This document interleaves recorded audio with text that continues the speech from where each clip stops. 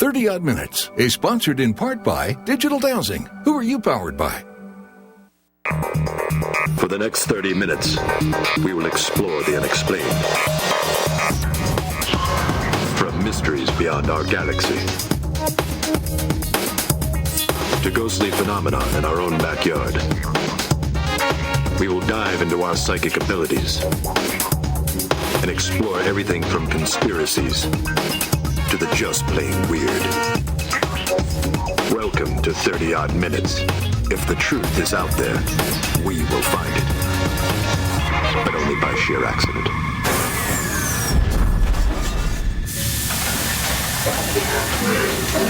Hey! Welcome to landed. 30 Odd Minutes. We made it. We made it back. We did. Hello. Good to have you guys with us. We missed you. I missed you guys. I know. It's been so sad. A whole 2 weeks without you. I know. But it's good to be back here on the mothership. As you can see, we've shrunk her down, and we're in utero right now. Dude, look at that behind us. That's so weird. I know. We can take this thing I feel anywhere. like kicking the belly or something. I don't know. Ew. We're sorry, the number you have dialed is not in service at this time. Okay, fine. We're reading the viewer email. Dear 30 Odd Minutes, where have you been these last few weeks? Asks Emily Marson from Bradford, Virginia. Well, Emily, let's ask Matt. Where have you been, Matt? I've been working in the lab on organizing a couple of samples to be sent to me that pertain to a UFO case. Ooh, any more details? I'll let you know once I receive the samples. Okay, sounds cool. What about you, Jeff? Yeah. Well, Matt, I know both of you. You were in Boston during the marathon, right? Yeah. Definitely. That was. Yeah. I mean, what happened? What did you see? I got into the lab early and I got to leave early. So I hopped on the red line 5 minutes right after the explosions happened, and they bypassed a couple of stops and dumped everybody off into South Station. And when I got into South Station, I'm looking at people running around crazy, covered in blood, cops running around with guns drawn, and some dogs, and I basically found out that, okay, this is what happened. Wow. And it was like stepping out into a war zone type of, like, surreal. Amazing. And you were there too, Totally right? surreal. Yeah, I was there. I actually was not as close as you, but I was on Boylston Street, and we didn't hear anything. We just started walking towards, some bar or something, and just started hearing from the grapevine people saying, "There's been a bomb. There's been a bomb." Oh my gosh. And at first we thought, this is a joke. There's no way. And then I looked at my phone, and I had all these messages from people saying, "Are you okay? Are you in Boston?"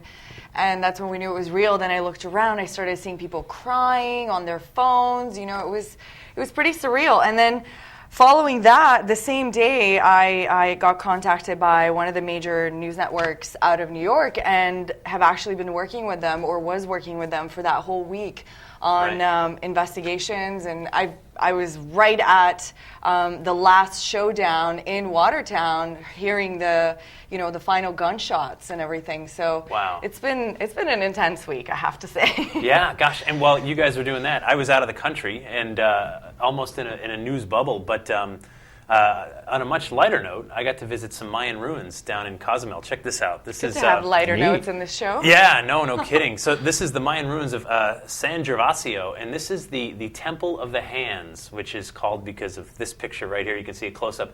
So these handprints are 1,000 years old.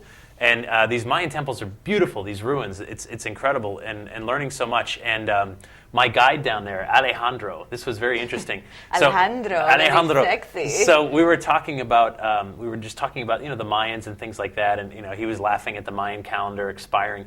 And he talked about, though, he said, your History Channel, your Discovery Channel, and all these channels talk about how the Mayans disappeared. They vanished, mysteriously vanished off the face of the earth. He said, you go back and you tell him you met Alejandro. And so I'm telling you, I met Alejandro. Where's his picture? I don't see his picture. He said, we're still here. They said, so he talked about how, the Spaniards came to Cozumel and they brought all kinds of diseases. And so if you're a Mayan on Cozumel, you can stay there and watch everybody die, or you can row a few miles to the mainland and waited out, and that's what many thousands of Mayans did. They're still there. Their ruins are beautiful, and it looks really cool. And to learn a little. What are bit the about handprints from? So it's for the goddess Ichel. It's the fertility goddess, and Okay. and so people would come there and make offerings and for fertility for people, but also for their livestock and That's everything kind of else, so. applicable today, Well, as we float in our womb. I know. Well, what I find interesting is all the cultures around the world, they all do the same handprint thing, at least all the earlier cultures have. Right. And so I was looking for some paint to put my handprint up there because I figured, when in Rome. Are they paint? Is it paint? Well, no, it's 1,000 years old. I know. What is it? How did they do it? It's whatever it is, it's still there, and the paint in my living room can't last more than 3 years. So I would like the recipe from the Mayans because their stuff holds up obviously much better than ours does. But yes, you're right. Fertility. We are talking about the womb, which is where we are, and all those lovely Beautiful things. place. Very nice and warm. Pre-birth experiences. You guys have heard of near-death experiences. Oh yeah. Pre-birth. This is new to me. Is it? I'm excited. I've kind of heard about it. Have you? I have. I have no memory. I read books. I write books, but I have very little memory before, I don't know, like age 3. But we're going to find out more about it. And of course, Totally excited. I told Dr. Dreck too about it, and this is what he had to say.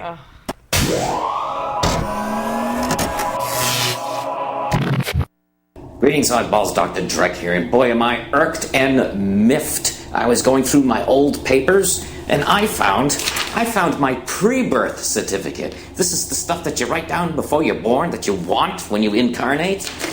I didn't get any of this stuff. Look, name, Colin Dreck. Okay, so they got that one thing right. But desired height, 6'1". I don't think so. Blonde and blue-eyed? No. Look at I have my desired career here. CEO of a large soulless corporation. Did it happen? No. I wanted retirement at 55 due to my staggering incompetence at that company with a golden parachute of $3 billion. Didn't happen. What's wrong here? I mean, in wives, 3 wives, each progressively younger than the last one. I don't even have one wife. Well, there's got to be somebody that I can sue. I got to find a cheap lawyer and bring this to court. And Jeff, you know a lot of cheap people. Maybe you can give me some advice and point me to a good, cheap, shady lawyer that I can use. But I'm just so upset I don't even want to go on it. I'm going to go over to my laboratory and maybe there's something I can inhale that'll make me feel better. While it's true, I do know plenty of cheap people, I was Dr. just Dreck. going to ask that. I do, but I don't know who you would sue in this case, Doctor. But thank you for that, as always. Enlightening. All right, let's get to this. I'm excited. Yeah. You've probably heard about near-death experiences, but what about the pre-birth experiences? If there is reincarnation, what's happening before we're born again? Do some people have memories from the womb, even earlier? Our guests tonight say we do, and many people from many different cultures throughout the world are experiencing these memories. They are the authors of the new book, Cosmic Cradle, Spiritual Dimensions of Life Before Birth. Beaming to us live from Austin, Texas, please welcome Doctors Elizabeth and Neal Carman. Woohoo! How are you folks? Can you hear us? Breaker. Yes. All right, you're there. Hey, we have a few technical difficulties, but we've got your lovely photos. We can hear your voices. Beautiful. So let's start. Please explain, what is a pre-birth experience? A pre-birth experience happens before we take our first breath. And so this includes a vast range of experience. It includes people who have memories of being born, coming down the birth canal, being in the womb during mother's pregnancy, being conceived, and before conception. And so those are a whole range of memories, and we can give you examples in each one of those phases. And then there's also pre-birth communications. And this is the area where couples are being courted by soul-seeking incarnations. Souls who want to be born as their sons and daughters come in dreams and visions and telepathic contact. So we call that pre-birth communications. And that can take place during the pregnancy, at the time of conception, or years before conception. So you can see this is a vast subject covering many different phases where we have found spontaneous experiences, natural experiences, not induced by drugs, regression, rebirthing, hypnosis. So there are folks out there who have written books where they have hypnotized people to remember these things, but we wanted to find the people that slipped through the cracks and were at a different level of consciousness where they remembered this spontaneously and reported to mom and dad at 2 or 3 years old, hey, Mom, I chose you to be my mommy or daddy. Well, so that's a brief description. Yeah, no, well, give us an example, please, of a young child that says something like that. I mean, my parents, they always used to tell me that I wasn't adopted, and I would scream, no, I must be. I can't possibly be the offspring. But so how does that work? So what does it Well, there's many examples. We have a whole chapter on the children, and of course also the adults who maintain these memories. And some of the children keep these memories and some don't. But let me give you one example. 5-year-old Catcher has many memories of pre-birth and past life, and he's had after-death communications. And on one occasion, he's opening up and saying things, and his mother's not really sure what he's talking about, this heavenly state. And then one night at dinner, she's just reminiscing and saying, oh, Catcher, it just seems like yesterday when Daddy and I were still dating and we weren't married yet, and then we got married and you were in my belly. And Catcher said, I wasn't in your belly, Mommy. And she said, what do you mean you weren't in my belly? He said, I was in heaven. Well, what were you doing in heaven? Well, I was waiting for you to be ready for me, silly. And so the mother and dad didn't know what he was talking about. But he just unfolded more and more of this memory of being in heaven. And, I would just like to die again and again so I can go back to be in heaven. I just like being in heaven. And that must be a little unnerving for a parent to hear that your kid says they want to die.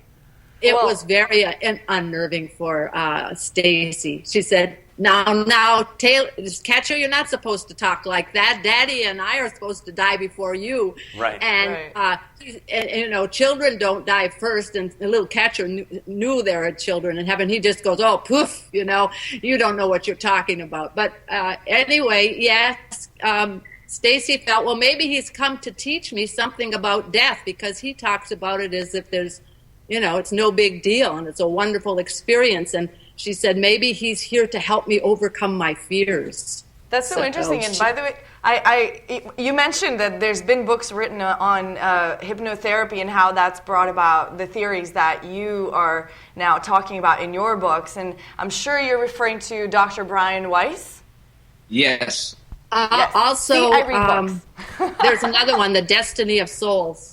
I haven't heard that one, but I'll Michael look Newton into has it. hypnotized countless people and written maybe 3 or 4 different volumes on this subject. And we aren't disputing that, but we wanted to narrow the topic in and find the people that had these higher experiences just naturally. I feel all of us can be hypnotized. We all have these memories buried deep in our subconscious. But what about the folks who are functioning maybe at a higher frequency, a higher level, beyond the waking, sleeping, dreaming states that most people are in, at a higher functioning of consciousness, and can remember these things without being hypnotized? So this is what intrigued us, to see what kind of potential we have beyond these other methods. So here's the thing. The elephant in the room, of course, is reincarnation. I mean, that's kind of necessary to talk about this. I'm curious if the cases you've looked into, are these people who believe in reincarnation? Are they Hindu, for example, or are you talking to Christians, Catholics, atheists, and so on? It's a broad range of people from the Western cultures and the Eastern cultures. So the Eastern cultures tend to believe more in reincarnation. But one mother that we met in the last few years, her son came to her right after a tragic death in the family. She was very close to her father, and then she got a phone call from her brother that their dad had been tragically killed in a fire, and a few weeks after they had buried their father and she was back home here in Austin, her father came to her and he said, "It's time for me to be reborn." Well, the problem is that this mother, Stefana, she and her husband had been trying for 5 years to have children, and they had been unsuccessful, and they were on the verge of adopting a child when her father came to her. And so she and her husband conceived a child, and within 9 months, she gave birth to a baby boy. And then when he was about 2, he began to tell his mother, "Do you remember when I was your dad and I died in the fire?"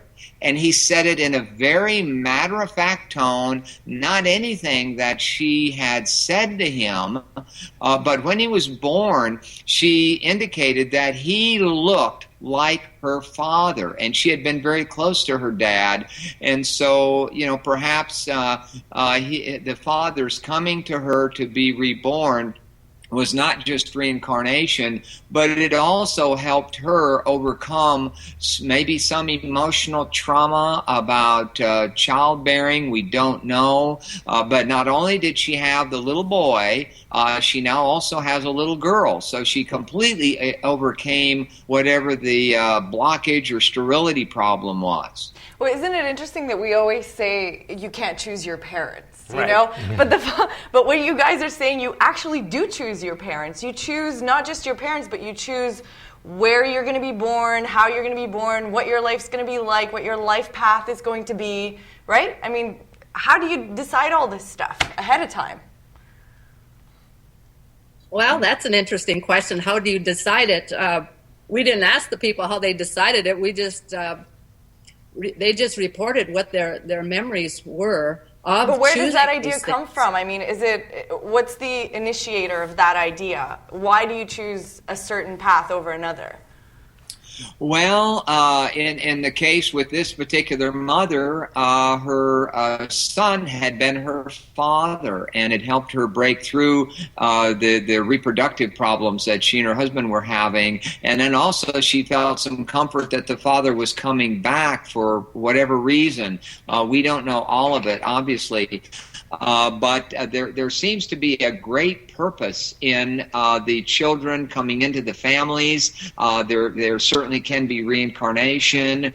These souls probably have known each other through many lifetimes. And also the souls come in here because they feel maybe there's some purpose to live in this life. Maybe they have karma.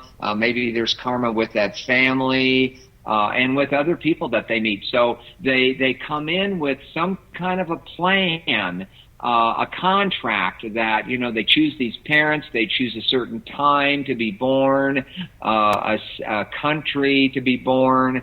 We have another case of an adult named Floyd, who was born into the U.S. in the 1960s as a Mormon, but he recalls dying as a Tibetan refugee who had fled the Chinese takeover of Tibet. And he had passed away in the early 1960s, and then he has these memories of coming down to the earth and coming into the womb of a pregnant mother. And as it turns out, Floyd recalls coming in on a day that a very unusual event was happening, and that is John Glenn was an astronaut who orbited the Earth in Friendship 7 3 times over a 5-hour period on February 20th, 1962, and Floyd remembers coming down to the Earth and seeing this man in this space capsule circling the Earth, and that we suspect is the date. He looked in the window, he saw this man looking at this control panel, and he looked back out at these, might have been the fireflies, we don't know, that John Glenn reported. But anyway... That day was 7.5 months prior to Floyd's birth. So it could very well have been the day he was entering his mother's womb. He has that memory, and it lines up perfectly here with the flight log of John Glenn. So we can't prove it any more than that, but it certainly is interesting to think about these things. So I'm curious, are we using the term pre-birth experience and past life interchangeably here, or is there a line?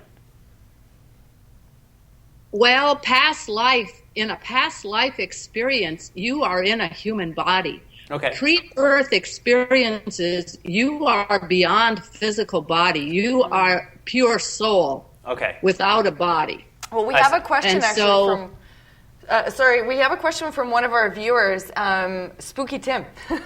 Spooky Tim asks, so is that light at the end of the tunnel that is reported during near-death experiences, is that just basically you coming out of the birth canal on the other end? I mean, could it be something like that?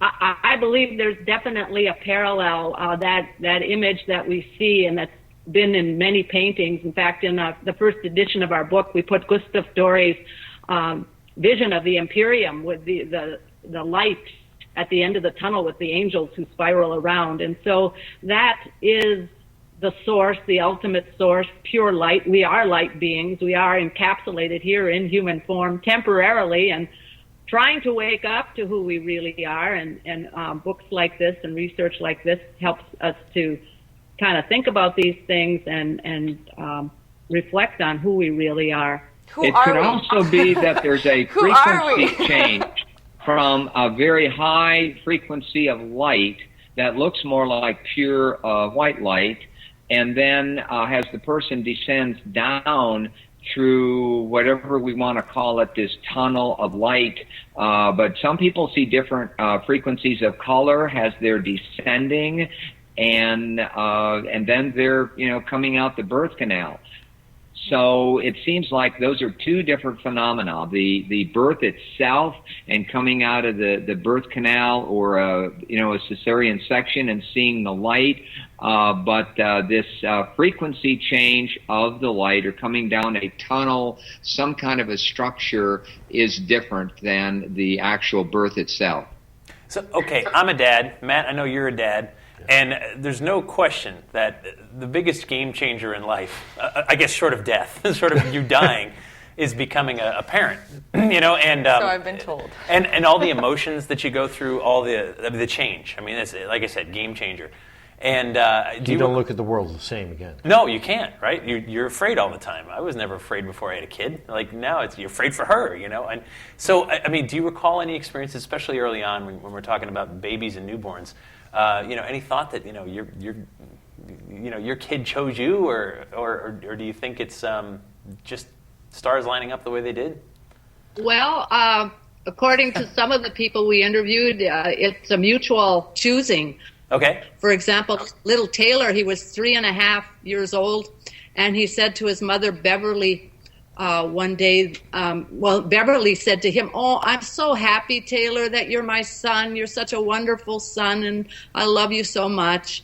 And little Taylor looked up at her with squinted his eyes and with a puzzled look, and he says, "Well, Mommy, didn't you know I chose you to be my mommy?" Yeah. And Beverly said, "Well, oh, really? Run that by me again?" And he says, "Well, I chose you to be my mommy because I knew you would take good care of me and love me." And she says, "Wow, yeah." And then he continued and said, "Well, it works both ways. I chose you and you chose me." And Beverly says, she was just stunned, and she just said, "Well, oh, yeah, that works good for me. It works good for you." And he says, "Yeah." And then he went back to playing with his toys. Right. That's and cool. Beverly walked away and thought, this guy, this little child, just has had this advanced Buddhist philosophy discussion with me, and he doesn't even, he's not even old enough to know what the words are, and he just spit it out like that one day. Yeah, no, I want to put the question back to our dad, Matt, here. Matt, what were your thoughts early on? Did you have any experiences like this? Well, I knew that I was going to have a kid when the moment of conception. Okay. You're the man, man. No, I knew that. That ought to do it. That's the one. Actually, No, sorry, go on. I don't mean it was a situation where I just felt it and knew. Right. And at that point, my life actually changed before, she even found out. Did the testing, and so it was like, I knew. Right. That's so interesting because I actually have a friend who's currently pregnant, and she's been telling me she's been having these premonition type of dreams. Mm-hmm. So when she first found out, actually she didn't even know she was pregnant. She had a dream that she was pregnant. Right. And it was so vivid that it actually jarred her into thinking, maybe I am. So she went and actually got a blood test. Turns out she's pregnant. Then a couple months along, she is due to go and have an ultrasound, and she has a dream that she has a boy. And she goes and has the ultrasound. Voila, it's a boy. Right. And of course, her third dream is that she's going to have a very easy birth, which she's hoping is also very true. Also a good premonition. But Elizabeth and Neal, I mean, what about dreams? Are dreams a pathway to this kind of communication with our pre-birth children? Absolutely. I would encourage pregnant mothers or even mothers before the pregnancy to record these dreams, because some of these events are happening way in advance, and by the time it happens, we may have forgotten that dream. But yes, these things happen when our consciousness, when these people are sensitive enough to these higher dimensions of the future, what's coming. So the dreams might have occurred because the soul of the if it's a little boy, wanted to communicate with the mother that, hey, you're pregnant, and then pretty soon she had a dream of a boy. So I think it's more than just a dream. I think there could be definitely communications going on between the mother and the soul, but it's coming through the medium of the dream. Right. Understood. So folks, we're almost up here at the end. You both have Ph.D s. You're these well-educated people studying consciousness, studying religion, and these incredible experiences. So what do you think? What's the overall message of Cosmic Cradle? What's the spiritual takeaway?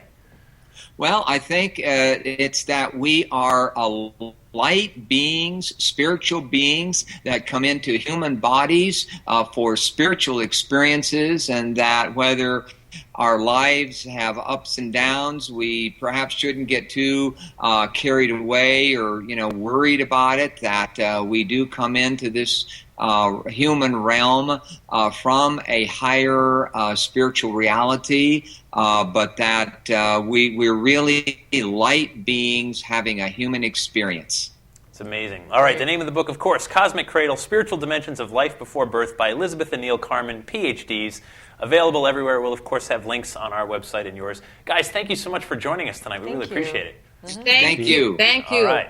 So, all right, let me ask you guys here. Now, what are your thoughts on pre-birth? Do you think, do you have memories, Matt? I'm lucky if I can remember yesterday. Nah, I hear you. I'm in the same boat. Laura? I actually, I don't have pre-birth memories, but I do know my earliest memory was at the age of 2, which is quite early, I think, one that I actually vividly can remember. So I can imagine, at 2, looking at a 2-year-old now, I would never think that child could hold such vivid memories till their adulthood. So knowing, though, that obviously happens because it's happened to me, right. I honestly think that there's a very good chance that I could have some memories that are just buried deep inside. And one of the things that one of our viewers asked also is, what are ways that we can tap into these memories? Because clearly not many of us do remember. But like you said, maybe it's deep in there somewhere, and maybe hypnosis is one way to do it. Right. I don't know. Do you have thoughts on other ways? Yeah, no, it's incredible. All of this stuff, we're asking the big question, right? Is the soul immortal? Have we always been here? Will we always be here? Are we just stardust? This all interconnected thing. I hope we're eternal. Of course. This is my hope. We are indeed eternal. All right, folks, we are indeed out of time. From all of us to all of you, thank you for joining us. Until next time, stay odd. Yay, thank you. Thank you.